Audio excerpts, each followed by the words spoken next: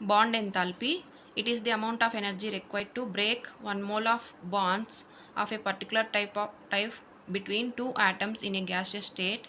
This is H2 and N2.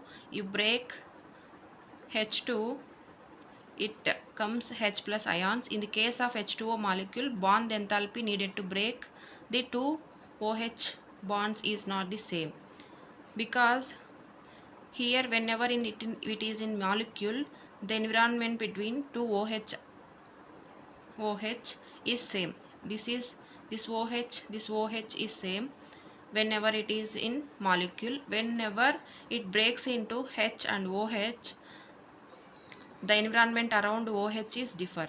First, H2O in to break H2O, 502 kilojoule mole inverse of energy is required to break H2O into H and OH. After breaks into H and OH, the environment around OH is differ. So OH, to break OH, 427 kilojoule mole inverse amount of energy is required to OH molecule, OH into H and O. So whenever it is in molecule, differ higher amount of energy is required to break H and OH. After breaks into OH and H, around OH environment is differ, so less amount of energy is required to break OH into H and O.